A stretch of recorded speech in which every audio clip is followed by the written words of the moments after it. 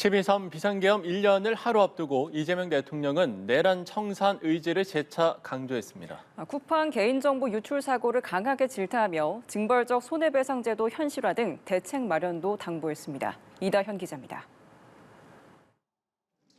국무회의 모두 발언을 통해 지난 1년간 12.3 비상계엄 사태를 극복해온 과정을 언급한 이재명 대통령. 빛의 혁명이 내란의 밤 어둠을 몰아내고 대한민국 민주주의가 다시 환하게 빛나는 새벽을 열어 제쳤습니다. 군사 쿠데타를 일으켜 나라를 뒤집어 놓는 등 국가 권력으로 개인 인권을 침해하는 것에 대해선 나치 전범을 처리하듯 살아있는 한 형사처벌을 해야 한다고 강조했습니다. 비상계엄 사태 1년을 하루 앞두고 강력한 내란 청산 의지를 재차 천명한 겁니다. 나치 전범 처리하듯이 영원히 살아있는 한 형사처벌하고 상속 재산이 있는 범위에서는 상속인들까지도 끝까지 책임지게 이렇게 해야 사실은 좀 근본적으로 대책이 되지 않겠습니까? 헌법 존중 정부혁신 TF 활동에 따른 공직사회의 동요를 최소화하기 위한 메시지도 나왔습니다. 그 모른 척하고 있으면 그 처벌하고 단죄해야지. 근데 인정하고 시켜서 또는 뭐 이렇게 했다고 하면 굳이 그걸 처벌하고 그럴 필요 없잖아요. 그렇습니다. 분명하게 좀 하자 그 말. 종교의 정치 개입 사례를 지적하며 법제처에 종교재단 해산을 검토하라고도 지시했습니다. 통일교가 윤석열 정부와 정교 유착을 꾀했다는 의혹에 대해 특검이 수사 중인 상황을 염두에 둔 발언으로 풀이됩니다. 쿠팡 개인정보 유출 사고와 관련해선 사고 원인을 조속히 규명하고 엄중히 책임을 물어야 한다고 강조했습니다. 이를 위해 관계부처에 과징금을 강화하고 징벌적 손해배상 제도를 현실화하는 등 대책을 마련해달라고 주문했습니다. 한편 이 대통령은 비상계엄 사태 1년을 맞아 시민단체가 주최하는 장외 행사에 참석합니다. 현직 대통령이 시민단체가 여는 집회에 참석하는 건 이례적인 일로 비상계엄 사태를 이겨낸 원동력은 국민에 있다는 점을 강조하기 위한 행보로 해석됩니다. 연합뉴스TV 이다현입니다. 이재명 대통령은 군사 쿠데타를 일으켜 나라를 뒤집어 놓는 등 국민이 맡긴 국가 권력으로 개인 인권을 침해하는 것은 나치 전범을 처리하듯 영원히 살아있는 한 형사처벌해야 한다고 강조했습니다. 이 대통령은 오늘 오전 국무회의에서 국가폭력범죄 공소시효 배제 관련 입법에 속도를 내야 한다고 당부하며 이래야 근본적으로 대책이 되지 않겠느냐고 말했습니다. 이 대통령은 또 곳곳에 숨겨진 내란의 어둠을 온전히 밝혀내 진정으로 정의로운 국민 통합의 문을 활짝 열어야 한다면서 비상계엄 저지와 헌정질서 수호에 함께한 국민들의 노고를 대대로 기억할 방안도 마련할 것이라고 덧붙였습니다. 주문, 피청구인 대통령 윤석열을 파면한다. 역사적인 윤석열 탄핵 결정. 재판관 전원 일치 의견이었습니다. 헌법재판소의 결정. 하이라이트 장면들만 모아봤습니다. 윤 전 대통령 탄핵 소추안 가결로 탄핵 심판이 본격화했습니다. 윤 전 대통령은 변론 기일에 직접 출석했는데요. 그날 밤 아무 일도 일어나지 않았다거나 체포조의 실체는 없다고 언급했습니다. 이번 그 사건을 보면은 실제 아무런 일도 일어나지 않았는데 뭐 지시를 했니, 지시를 받았니, 뭐 이런 얘기들이 마치 그 어떤 호수 위에 떠 있는 달 그림자 같은 거를 쫓아가는 그런 느낌을 좀 많이. 부정 선거론을 거듭 주장하기도 했는데요. 선거가 전부 부정이어서 믿을 수 없다 하는 그런 음모론을 제기하는 것이 아니라 팩트를 확인하자는 그런 차원이었다는 점을 이해해 주시기 바랍니다. 네. 변명은 변명을 낳았고 한때 부하였던 사람들에게 책임을 떠넘기는 모습까지 보였습니다. 계엄 사무가 아닌 간첩 그 검거와 관련해서 방첩사를 도와주라는 얘기를 한 것이고 부하들에게 직접 반박당하고 이번 기회에 싹 다 잡아들여 싹 다 정리해 국정원에도 대공수사권을 줄 테니까 우선 방첩사를 도와 지원해 자금이면 자원, 인력이면 인력 무조건 도와라는 취지로 말하였죠. 그렇게 기억합니다. 정확하게 워딩이 본청 안으로 들어가라. 국회의원을 끌어내라. 이렇게 했단 말입니까? 그렇습니다. 내부로 들어가서 의원들을 끌어내라. 2달여간 진행된 변론. 윤 전 대통령은 최후 진술에서 호소용 계엄이라는 황당한 논리를 펼쳤습니다. 무력으로 국민을 억압하는 계엄이 아니라 계엄의 형식을 빌린 대국민 호소입니다. 국회 측 탄핵소추단은 이를 정면 반박했습니다. 이제 몽상에 빠져있던 권력자가 무너뜨리려 한 평화로운 일상을 회복해야 합니다. 피청구인은 아무 일도 일어나지 않았다고 강변하지만 많은 일이 일어났고 계엄의 피해는 엄청납니다. 헌법재판소는 본격적인 평의에 돌입했는데요. 그런데 길어져도 너무 길어지는 헌재에 고민이 있었습니다. 노무현, 박근혜 전 대통령의 경우 변론 종결 이후 선고까지 각각 14일, 11일이 걸렸습니다. 한 달이 지나도 나오지 않던 결과 정치권은 물론 시민사회도 갈렸습니다. 변론 종료 35일이 지나서야 헌재는 침묵을 깼습니다. 역대 최장기간 수기를 이어온 헌법재판소가 오는 4일 금요일 윤석열 대통령의 탄핵심판 선고를 예고했습니다. 탄핵소추안이 헌재에 접수된 지 111일 만에 결론이 나오는 건데요. 마침내 찾아온 선고일. 경찰은 헌재 주변을 진공 상태로 만들어 만일의 사태에 대비했습니다. 그리고 내려진 헌법재판소의 역사적인 결정. 주문, 피청구인 대통령 윤석열을 파면한다. 재판관 전원일치 8대0. 헌재가 설명한 민주주의의 원칙은 이랬습니다.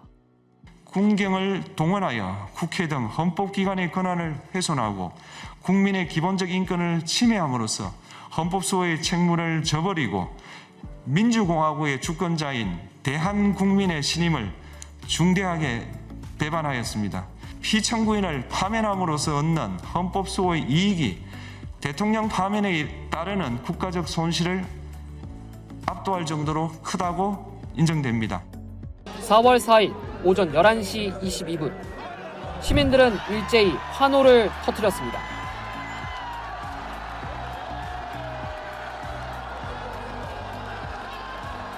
그렇게 다시 민주주의가 승리했고 대한민국 헌법이 승리했습니다.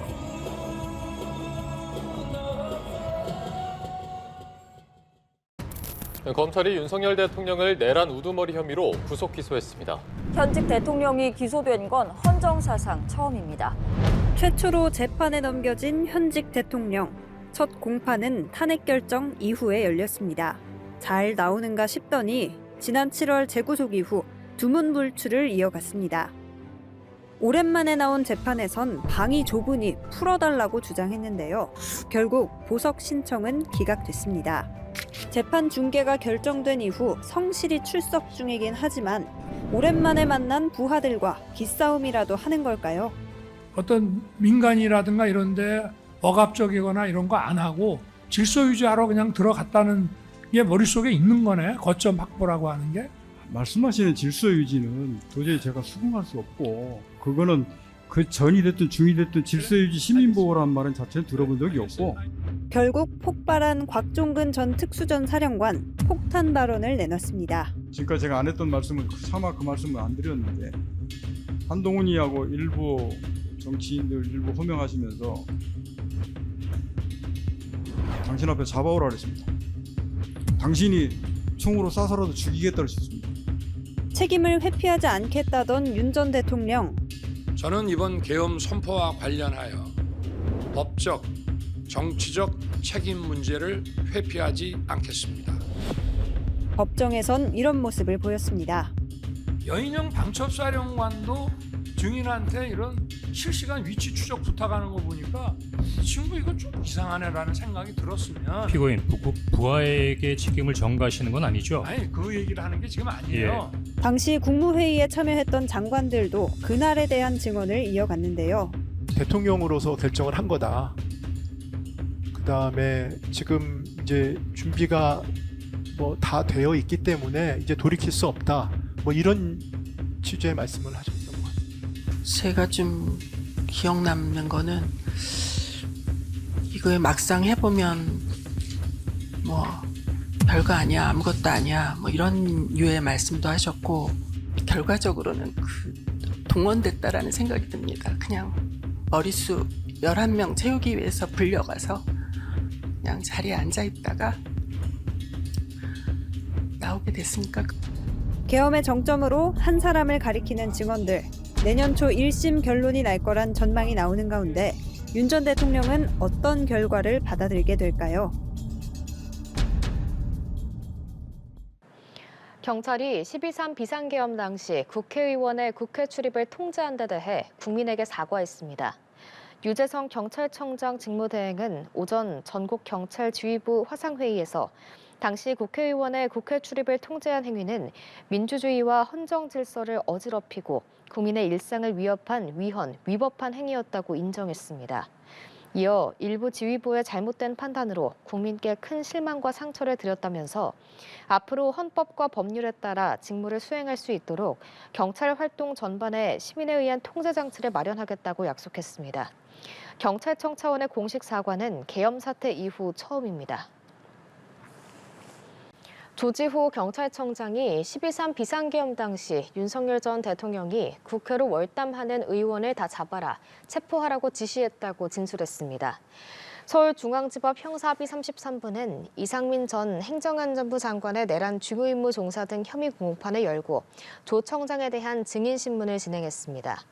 법정에선 조 청장은 12월 3일 오후 11시 15분부터 다음 날 0시 14분까지 1시간가량 윤 전 대통령의 비화폰으로 통화했다며 윤 전 대통령이 국회로 월담하는 국회의원들을 다 잡아라, 체포하라고 말했다고 증언했습니다. 특검팀이 윤 전 대통령이 국회로 들어가는 것이 불법이니 체포하라고 말했냐고 묻자 그 발언을 분명히 기억한다고 답했습니다. 최동석 인사혁신처장이 헌법존중 정부혁신 TF 활동과 관련해 비상기업 내란 사태에 부화내동했던 공무원들에 대해 어떤 조처를 하고 가는 것이 치유 프로그램으로서 필요하다고 말했습니다. 최 처장은 어제 오후 기자들과의 간담회에서 TF의 활동으로 공직사회가 위축될 우려가 있지 않느냐는 질문에 이같이 답했습니다. 최 처장은 수사받을 필요가 없을 정도의 사람들도 있다면서도 이들에 대해 징계하고 넘어가는 것이 옳지 않을까 하는 것이 개인적 생각이라고 밝혔습니다. 이어 각 부처가 필요한 조치를 하는 것이라며 염려하는 부작용은 없으리라 생각한다고 강조했습니다. 비상계엄 사태가 일어난 지 1년, 우리 정치는 큰 지형 변화가 있었습니다. 헌정사상 두 번째로 현직 대통령이 파면된 이후 치러진 조기 대선은 정권 교체로 이어졌습니다. 비상계엄 사태 이후 정치의 1년을 이재동 기자가 돌아봤습니다. 저는 이 비상계엄을 통해 망국의 나락으로 떨어지고 있는 자유 대한민국을 재건하고 지켜낼 것입니다. 한밤중 예고 없이 일어난 비상계엄 사태 이후 우리 정치 지형은 격변의 소용돌이에 휩싸였습니다. 비상계엄 선포 다음 날 곧바로 더불어민주당을 비롯한 당시 야당 국회의원 191명이 대통령 탄핵소추안을 발의한 게 신호탄이었습니다. 국민의힘은 단일 대우 유지에 안간힘을 썼지만 보수의 텃밭인 영남권에서까지 대통령 퇴진 요구가 분출하면서 당내 이탈표를 막진 못했습니다. 결국 비상계엄 발표 11일 만에 대통령의 직무는 정지됐습니다. 대통령 윤석열 탄핵소추안은 가결되었음을 선포합니다. 보수 진영에서는 윤 전 대통령과 줄곧 갈등을 빚어온 한동훈 체제가 거센 책임론에 휘말리며 5개월 만에 붕괴했습니다. 반면 당시 이재명 대표 체제의 민주당은 국정안정협의체 구성을 제안하며 수권 정당으로서의 면모를 부각했습니다. 이후 이뤄진 헌법재판소의 만장일치 탄핵안 인용, 그리고 이어진 조기 대선에서 보수에서 진보로 3년 만에 정권 교체가 이뤄졌습니다.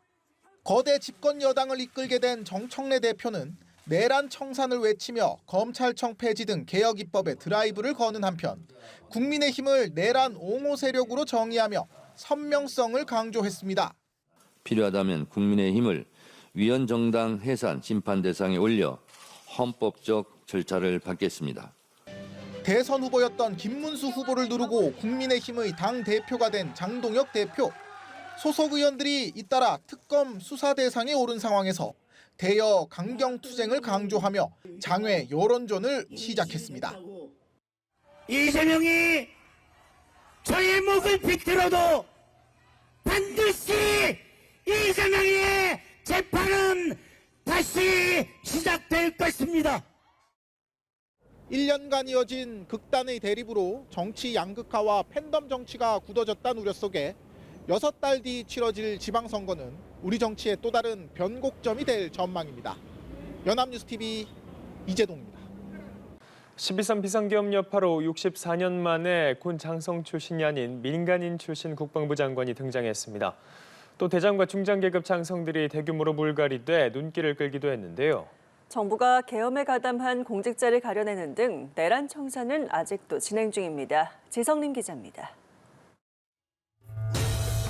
윤석열 전 대통령의 손발이 되어 비상계엄을 실행한 군에 대한 국민의 질책은 매서웠습니다. 5.16 군사 쿠데타 이후 육군사관학교 출신을 중심으로 대장이나 중장 전역자를 임명하는 것이 관례였던 국방장관. 하지만 비상계엄 여파로 64년 만에 문민 출신 국방장관이 등장했습니다. 우리 국방부와 군은 비상계엄의 도구로 소모된 과거와 단절하고 오직 국가와 국민을 지키는 데에만 전념을 하는 국민의 군대로 거듭날 것입니다. 지난 9월 이뤄진 이재명 정부의 첫 대장급 인사에서는 비상계엄 당시 군 수뇌부로 재직하던 사성장군 7명이 모두 군복을 벗었습니다. 이들의 자리는 7명의 중장이 대장으로 진급하며 채웠습니다. 지난달 단행된 중장급 인사에서는 20명의 장성이 소장에서 중장으로 진급했습니다. 우리 군의 삼성 장군은 모두 30여 명으로 3분의 2가 물갈이된 겁니다. 국방부는 또 지난 8월부터 비상계엄에 관여한 부대의 임무와 역할을 확인하는 등 자체 감사를 진행해왔습니다. 감사 결과에 따라 수사기관에 수사를 의뢰하거나 징계 처분을 내릴 방침으로 계엄 관련자들에 대한 무더기 징계가 예상됩니다. 군과 별개로 공직사회에서도 비상계엄 협조자를 속아내는 작업이 한창입니다. 총리실을 비롯한 중앙행정기관은 최근 헌법 존중 정부혁신 TF 구성을 완료하고 본격적인 활동에 들어갔습니다. 헌법 존중 정부혁신 TF는 12.3 비상계엄 등 내란에 참여하거나 협조한 공직자를 대상으로 신속한 내부 조사를 거쳐서 합당한 인사 조치를 할 수 있는 근거를 확보하는 것을 임무로. 12.3 비상계엄 사태 이후 1년이 지났지만 내란 청사는 여전히 진행 중입니다. 연합뉴스TV 지성림입니다.